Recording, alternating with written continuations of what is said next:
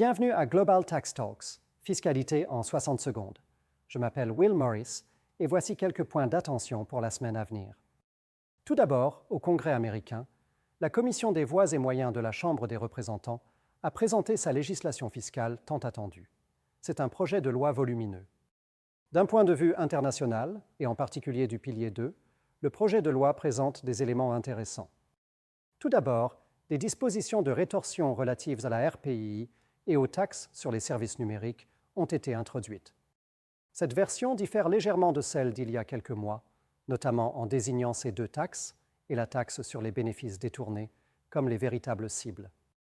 Le projet de loi semble également étroitement lié à la position du Trésor américain, selon laquelle le pilier 2 ne devrait et ne peut s'appliquer aux entreprises américaines ni à leurs filiales étrangères. Si un pays dispose de la RPI ou d'une taxe sur les services numériques, ces dispositions s'appliqueront automatiquement, augmentant l'impôt de 5% par an, sauf si un régime de protection temporaire est en place pour exonérer non seulement les revenus américains, mais aussi ceux des filiales étrangères de sociétés mères américaines. Cette mesure entrerait en vigueur le 1er janvier 2026, sous réserve de sa promulgation d'ici fin septembre. Il est intéressant de noter que les rumeurs concernant une réduction du taux FDII, qui encourage le rapatriement de la propriété intellectuelle aux États-Unis, se sont avérées inexactes et les taux n'ont pas été réduits.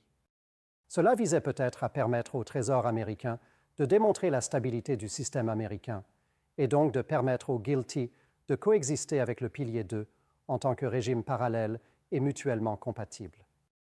De plus, la taxe anti-abus contre l'érosion de la base d'imposition, BEAT, a été renforcée pour les entreprises étrangères basées dans des pays dotés du RPII ou d'une taxe sur les services numériques. La facilité avec laquelle un accord avec les États-Unis sera conclu est toutefois moins claire. Le commissaire européen aux impôts, M. Hoekstra, s'exprimant hier devant l'Observatoire européen des impôts, semblait assez déterminé, même si son auditoire a pu l'influencer.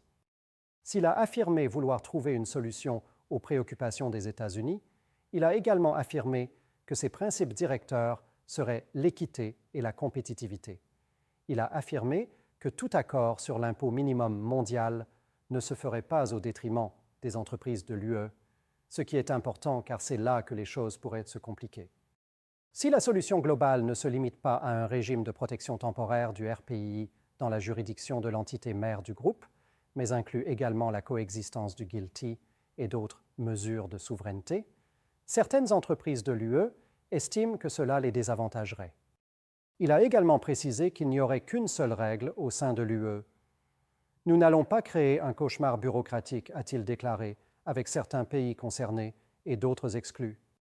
Benjamin Angel, responsable de la fiscalité directe chez TaxSud, la Direction générale des impôts de la Commission européenne, a également déclaré qu'une suspension n'était pas envisagée, pas plus qu'un abandon. Nous allons collaborer avec les États-Unis pour trouver des solutions pratiques tout en préservant l'intégrité de l'impôt minimum mondial, a-t-il déclaré. Les limites se précisent, tout comme les outils de rétorsion. Un dernier point sur le sujet que j'ai évoqué la semaine dernière concernant la convention fiscale entre les États-Unis et la Chine. Avec l'annonce la semaine dernière de la réduction substantielle des droits de douane par les États-Unis et la Chine pendant 90 jours, on peut supposer que toute décision concernant la convention sera également reportée. En tout cas, merci de nous avoir rejoints et revenez la semaine prochaine pour rester informés sur l'actualité fiscale mondiale.